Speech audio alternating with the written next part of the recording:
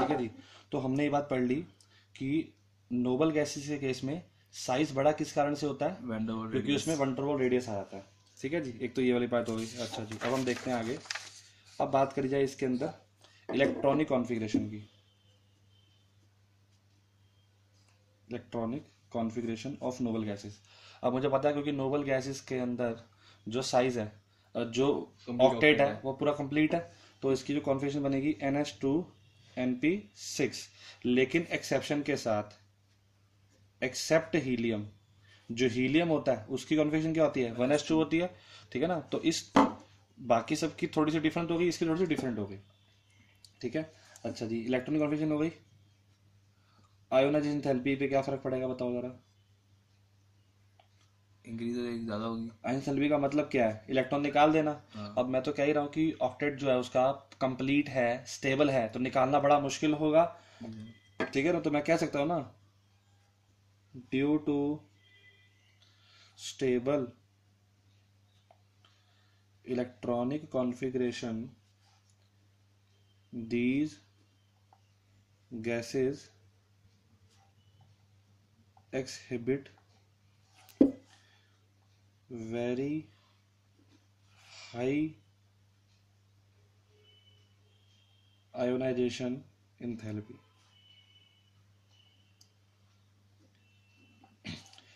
यानी कि stable configuration है, इसलिए इनकी आयन एंथैल्पी ज्यादा है। ठीक है, तो अब बात क्या क्या हो गई, इलेक्ट्रॉनिक कॉन्फ़िगरेशन की बात हो गई, आयन एंथैल्पी की बात हो गई, साइज की बात हो गई। आखिरी चीज है इलेक्ट्रॉन गेन एंथैल्पी।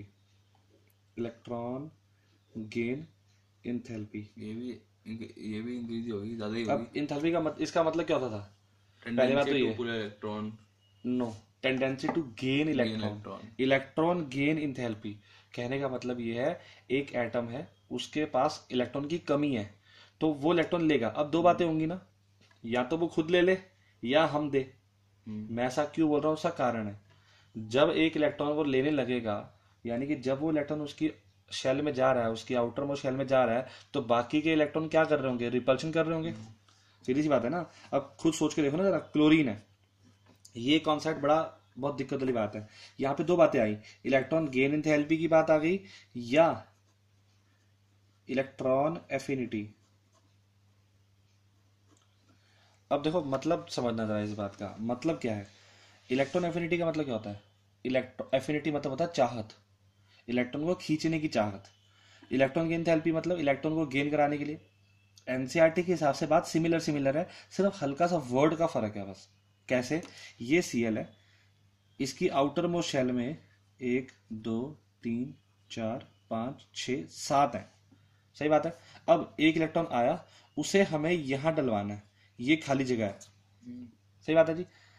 अब सोचो जरा, अगर डल जाएगा इलेक्ट्रॉन तो क्लोरीन माइनस बन जाएगा, यानी कि इसकी कॉन्फ़िगरेशन क्या हो जाएगी, इसकी कंप्लीट हो जाएगी, स्टेबल हो जाएगी। लेकिन जब ये इलेक्ट्रॉन डल रहा होगा तो क्या बाकी के इलेक्ट्रॉन रिपेल नहीं कर रहे होंगे इसको, बड़ी सिंपल सी बात है ना। जब इलेक्ट्रॉन डल रहा होगा बाकी के इलेक्ट्रॉन इसको रिपेल कर रहे होंगे, तो उस टाइम पे क्या होगा। अब सोचना जरा एक बात, इलेक्ट्रॉन डाल रहे हैं, बाकी इलेक्ट्रॉन क्या कर रहे हैं, रिपेल, तो उसको रिपेल करने के लिए मुझे क्या देनी पड़ेगी, एनर्जी देनी पड़ेगी। वो मतलब अब नहीं, मैंने एनर्जी दी, मान ले मैंने 15 जूल एनर्जी दी। मैंने बात बोली थी केमिस्ट्री में जो काम हम कर रहे हैं वो पॉजिटिव होता है, जो सिस्टम करे वो नेगेटिव होता है। तो ये एनर्जी +15 है ना। मैंने इलेक्ट्रॉन को और आउटर मोस्ट शेल में डालने के लिए 15 जूल वर्क किया, एनर्जी दी उसे। लेकिन जैसे ही वो स्टेबल हो गया, स्टेबल होते होते उसने क्या कर दी, एनर्जी रेडिएट कर दी। वो एनर्जी थी मान लो -30 जूल। मतलब पहले तो क्या हुआ, बच्चे छोटा बच्चा था उसे स्कूल डालने के लिए डांट के भेजा गया, लेकिन जब सारे फ्रेंड्स बन गए वो खुद जाता है ना। तो अल्टीमेटली सोचो जरा, 15 डाली थी लेकिन बाहर कितनी निकली, -30, तो टोटल ओवरऑल तो नेगेटिव हो गया ना। इसीलिए कहते हैं जितना ज्यादा नेगेटिव होगी इलेक्ट्रॉन की एंथैल्पी, उतना ही स्टेबल होगा। मोर नेगेटिव ईजीई, जितनी इलेक्ट्रॉन की एंथैल्पी नेगेटिव है किसी चीज की, वो आसानी से ले सकता है electron. It can take electron easily. 15 joule थी इसके पास मैं ही नहीं, इलेक्ट्रॉन को डाल रहा हूँ ऑर्बिटल के अंदर। अगर इलेक्ट्रॉन को डालूंगा तो डालने के लिए एनर्जी अप्लाई करनी पड़ेगी ना, लेकिन जैसे ही डाला वो क्या बन गया, अब स्टेबल। तो स्टेबल की एनर्जी क्या होती है, कम होती है ना, तो इसलिए उसने एनर्जी रेडिएट कर दी स्टेबल होने के लिए।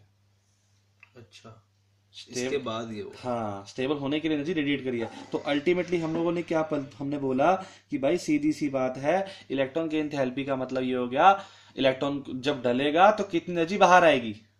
अब ऑब्वियस वाली बात है, अगर मैं इलेक्ट्रॉन डाल रहा हूं, कब लेगा वो, जब वो स्टेबल हो जाएगा। तो स्टेबल में तो उसकी एनर्जी कम होगी ना, तो बाकी एनर्जी सारी की सारी वो क्या कर देगा, रेडिएट कर देगा। ये कॉन्सेप्ट था। तो अब इसी कॉन्सेप्ट से एक बात हो रहा है। अब देखो, अब इस कॉन्सेप्ट को अपने गैसेस वाले में लगाते हैं, एटम ग्रुप में। क्या एटम वालों को इलेक्ट्रॉन चाहिए?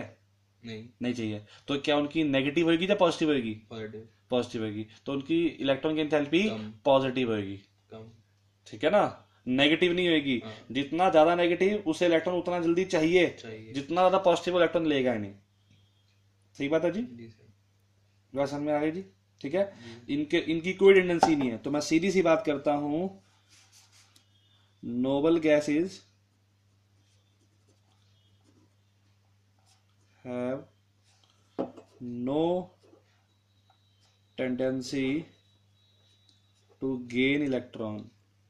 इलेक्ट्रॉन गेन करने की इनकी कोई भी टेंडेंसी नहीं है, इसलिए नहीं लेते हैं। ठीक है जी? तो इसीलिए therefore they have larger electron gain enthalpies। Electron नहीं लेना तो इसलिए इनकी इलेक्ट्रॉन की एंथैल्पी क्या हो गई, लार्ज हो गई। ये तो सारी बात हो गई हमारी सिंपल प्रॉपर्टीज की। ठीक है जी? अच्छा जी, अब दूसरी बात करते हैं हम। दूसरा क्या लेके चल रहे हैं, फिजिकल प्रॉपर्टीज। ये हमें शॉर्ट में ही करना है, ज्यादा इसमें डिटेल में जाना नहीं है। फिजिकल प्रॉपर्टीज, सीधी सी बात है, अगर कोई भी हम कोई ग्रुप पढ़ते हैं ना, तो और इनऑर्गेनिक में वो ग्रुप पढ़ने का ट्रेंड क्या है, सबसे पहले हमें पढ़ना है उनके बारे में। ग्रुप कैसा है, उनकी कॉन्फ़िगरेशन कैसी है, आयन एंथैल्पी, ये सब पढ़ लिया। अच्छा, अब बात आएगी उनकी फिजिकल प्रॉपर्टी की, यानी कि वो दिखने में कैसे दिखते हैं, देखने में कैसे हैं, सॉलिड हैं, मेटेलिक हैं, ग्राउंड कलर हैं, स्मेल कैसा होता है, कोई स्मेल है इनकी, क्या कोई टेस्ट है इनका। तो इसके लिए सिंपल सी बातें हैं। पहली इंपॉर्टेंट बात, मोनोएटॉमिक। मोनोएटॉमिक गैसेस का मतलब क्या है? एक टाइप की गैसेस नहीं, इसका मतलब बेसिकली ये है, अगर मैं N2 की बात करता हूं, नाइट्रोजन कैसे मिलती है, N2। कितने नाइट्रोजन जुड़े होते हैं, 2। ऑक्सीजन में कितने जुड़े होते हैं, 2। लेकिन अगर मुझे हीलियम लिखना है तो मैंने कभी H2 नहीं लिखा होगा, तुमने लिखा होगा HE ही देखा है सिर्फ। मोनोटॉमिक का मतलब है अलग अलग एटम रहते हैं, सिंगल। HE अकेला, आर्गन अकेला, ठीक है ना, नियॉन। मोनोएटॉमिक एक ही एटम होता है। क्यों? क्योंकि बॉन्ड तो बनाएगा नहीं किससे, यहाँ तो बॉन्ड बने हुए हैं। तो ये कौन सी गैसेज हो गई, ये होगी डायटोमिक। डायटोमिक। ट्राइटोमिक गैस के बारे में कोई बताओ? Ozone, O3, SO2। इस तरह की गैसेज जो होंगी वो देंगी ट्राइटोमिक। ठीक है? टेट्राटोमिक बोल सकता हूँ, P4 टेट्राटोमिक होता है। ठीक है जी? तो मोनोटॉमिक हो गई। कलरलेस है, कोई इनका कलर नहीं है। ओडोरलेस है, कोई इनकी स्मेल नहीं है। टेस्टलेस, ठीक है जी। लेस सॉल्युबल इन वाटर,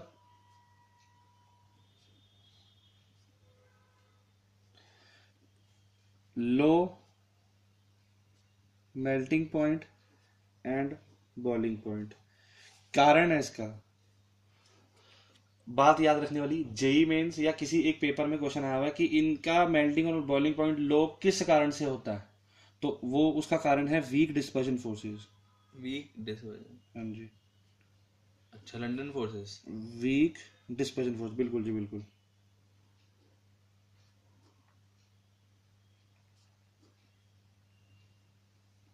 ठीक है जी। और हीलियम के बारे में खास बात, हीलियम का लोएस्ट बॉइलिंग पॉइंट होता है 4.2 केल्विन। किसी भी सब्सटेंस से बहुत ज्यादा कम है। 4.2 पे जब केल्विन हो जाएगा तो तभी ये लिक्विड से वो गैस बन जाएगा, यानी कि कभी गैस हम लिक्विड में इसको ले नहीं सकते हम। ठीक बात है जी? ये हो गई फिजिकल प्रॉपर्टीज की बात। अब है केमिकल प्रॉपर्टीज। तो केमिकल प्रॉपर्टीज में हम पहली बात करें, इनर्टनेस क्यों है जी, इनर्ट क्यों है ये, क्योंकि इनके ऑक्टेट पूरे हैं। बिल्कुल जी। तो पहला, दे हैव कंप्लीट ऑक्टेट। दूसरा, एक किसी बॉन्ड नहीं बनाते, बॉन्ड नहीं बनाते। तो मैं ऐसा बोल सकता हूँ कि they have high ionisation enthalpy, यानी कि इनकी आयन एंथैल्पी ज्यादा है, इलेक्ट्रॉन निकालना भी मुश्किल है और इलेक्ट्रॉन डालना भी मुश्किल है। तो इसमें लिखेंगे लार्ज पॉजिटिव वैल्यूज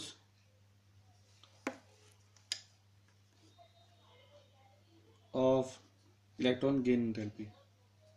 सही बात है जी। अच्छा जी, मेरे पास समझ में आ गई। अच्छा, अब ये तो बात चला गई हमारे को कि किसकी केमिकल प्रॉपर्टीज। केमिकल प्रॉपर्टीज में आती है रिएक्शन। हमने बाहर अलग अलग टाइम पे रिएक्शन करके देखी, कभी कोई रिएक्शन कर जाता था, कोई कभी नहीं करती थी नोबल गैस, कोई किसी कंडीशन में रिएक्ट कर रही है। तो वहां से पता चला कि जनरली ये रिएक्ट नहीं करती है, इसलिए हमने इनर्ट बोल दिया।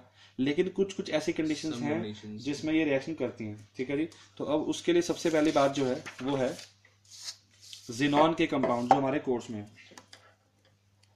तो हमें सिर्फ इतना ही बात पता है कि दो ही चीजें हमारे लिए, एक तो जिनॉन और क्रिप्टॉन। जिनॉन और क्रिप्टन के ही कंपाउंड जो हैं वो ही कंपाउंड बनाते हैं, पढ़ने नहीं है, कंपाउंड बनाते हैं। लेकिन हमें पढ़ने सिर्फ जिनॉन के हैं। तो पहला जिनॉन का कंपाउंड किसके साथ, फ्लोरीन के साथ। अब मैंने बताया कि जिनॉन के कंपाउंड कौन कौन से होते हैं, XeO3, XeO F4, XeO2F2, XeF2, XeF3, XeF6। ये सारे के सारे जिनॉन के कंपाउंड्स हैं। F3 तो होगा ही नहीं, F4 होगा। F4 sorry, XeF4, XeF2, XeF6। तो मैं यहाँ पे वो कंपाउंड जो जिनॉन ऑक्सीजन के साथ बना रहा है और दोनों का बना रहा है, ये सिर्फ फ्लोरीन के साथ बना रहा है। तो बेसिकली ऑक्सीजन और फ्लोरीन के साथ ही जिनॉन के कंपाउंड है और किसी का कंपाउंड नहीं है, क्योंकि इन दोनों की इलेक्ट्रोनेगेटिविटी ज्यादा होती है। बात समझ में आ गई। अब पहली बात करें जिनॉन फ्लोरीन के कंपाउंड्स की बात करें तो कैसे कैसे है। अगर जिनॉन और फ्लोरीन डाला और अगर मैंने रखा जिनॉन को एक्सेस में रखा 623 केल्विन 1 बार, ये हमें रिएक्शन याद करनी है, तो बनता है XeF2। ठीक है। अगर Xe और F2 को हमने रखा 1:5 की रेशो में तो बनता है XeF4। हर एक के लिए टेम्परेचर और प्रेशर की कंडीशन अलग अलग। किस चीज का है, जिनॉन 1 फ्लोरीन 5, मतलब अगर ये डाला 1 मोल तो ये डाला 5 मोल। अगर जिनॉन इज टू फ्लोरीन की रेशो हमने 1:20 रखी, ये एक्सपेरिमेंटली डिटरमाइंड है, तो XeF6 बनता है। XeF6 ये सारे के सारे सॉलिड होते हैं क्योंकि मॉलिक्यूलर मास इनका ज्यादा है। और फिर वही बात, हर एक के लिए कंडीशन अलग अलग होती है। तो ये बात तो वही किसकी, जिनॉन और फ्लोरीन के कंपाउंड्स की बात। ठीक है जी। अच्छा, लेकिन F6 के बारे में खास बात, जब मैंने स्ट्रक्चर पढ़ाया था तो मैंने बताई थी X6 का होता है डिस्टॉर्टेड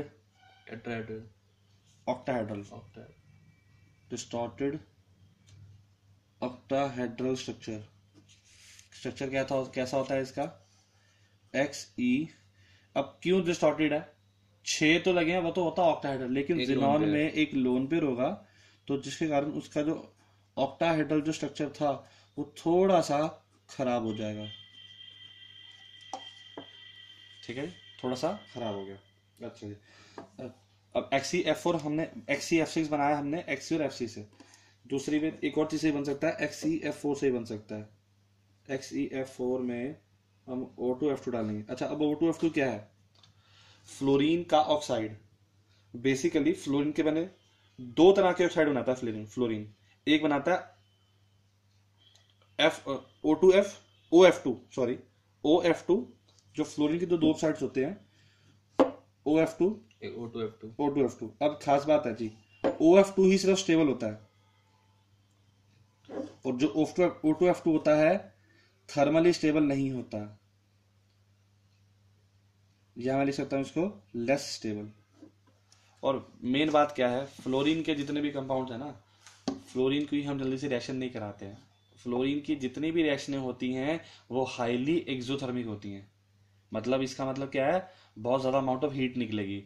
इवन दो हम जब ऑर्गेनिक केमिस्ट्री में फ्री रेडिकल क्लोरीनेशन करवाते हैं या फ्री रेडिकल ब्रोमिनेशन करवाते हैं, फ्लोरेशन नहीं करवाई कभी।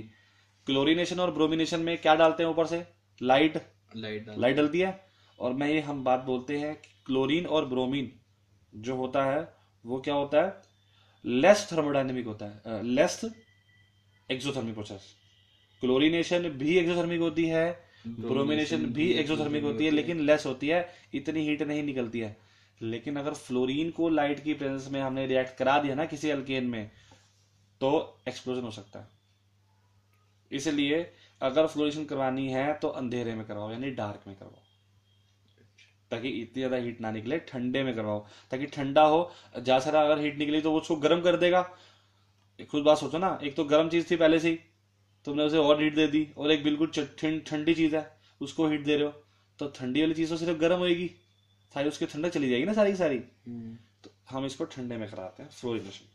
तो फ्लोरीन के कंपाउंड्स कम स्टेबल होते हैं, जितने एक्सप्लोसिव्स बनाने के काम आते हैं, जो बम वगैरह बनते हैं वो सारे इसी से बनते हैं, फ्लोरीन से बनते हैं। हाँ, फ्लोरीन के और नाइट्रो, ये दो ही तरह के कंपाउंड होते हैं जो एक्सप्लोसिव्स की तरह काम आते हैं। जहां तक ऐसा जरूरी नहीं कि सर यही दो होंगे, ना ना ना, ऐसे वाली बात नहीं है, बट हाँ ये हम आसानी से बन जाते हैं और मिल जाते हैं हमारे आसानी से।